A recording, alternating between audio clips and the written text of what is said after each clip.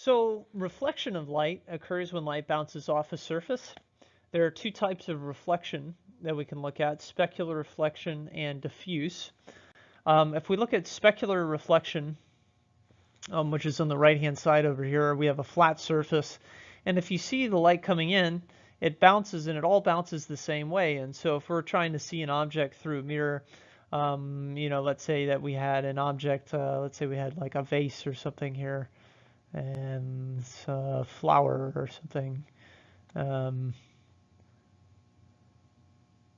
okay.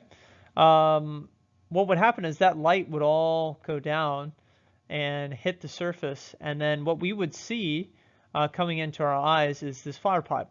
Now, if you took this flower pot and placed it right here, that light's going to hit, but if the surface isn't smooth, it's going to bounce off in all sorts of different directions, and it's not going to make much sense.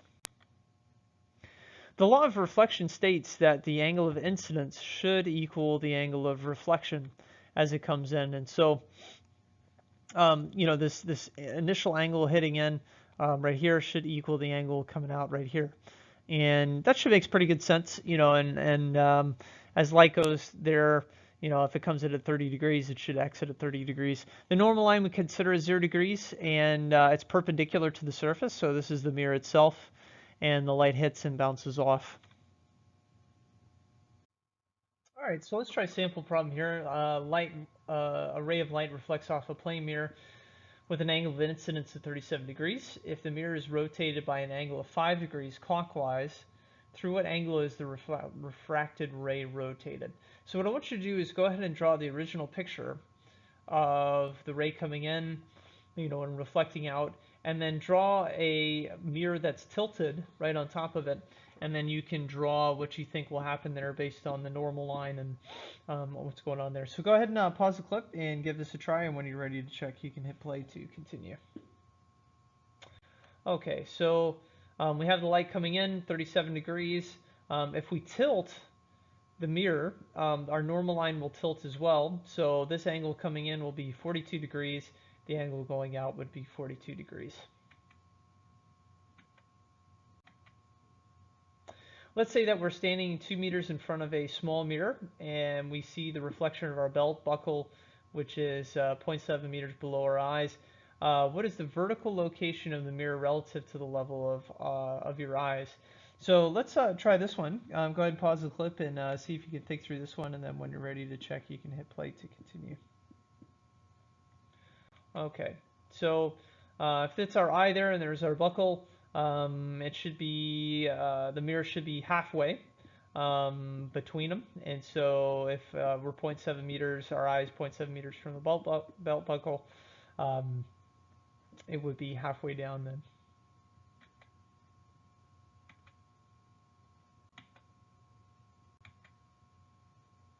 So we've all seen this with a straw in water, and we've all seen, the effects of this. This is called refraction when light is bending, and it has to do with the speed at which the speed at which light passes through air versus or whatever medium that you have, or a vacuum. So refraction is the movement of light from one medium to another, and when that happens, light will bend, and the change in speed is what's happening there as the light bends. And so, and it happens at the interference between the medias. What we have is a ratio between the speed of light in a vacuum and the speed of light in a medium, and that's really what the index of refraction is. It's a ratio between them.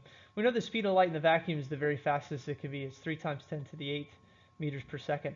The speed of light in a medium, though, however, is always going to be slower.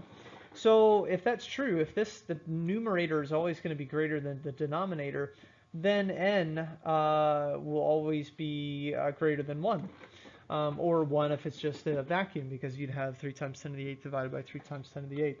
But as light slows down, this number on the bottom is going to get smaller.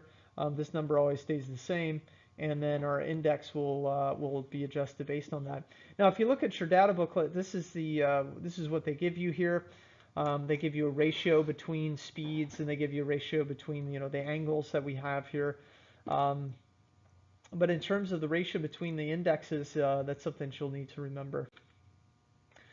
So when light slows down, it bends, and the faster light catches up with the slower, and light bends there. And so what happens in a medium, the light is, if it cannot be absorbed, and it cannot match the natural frequency within the atom, like a corresponding, a corresponding energy level jump, then it's not remitted.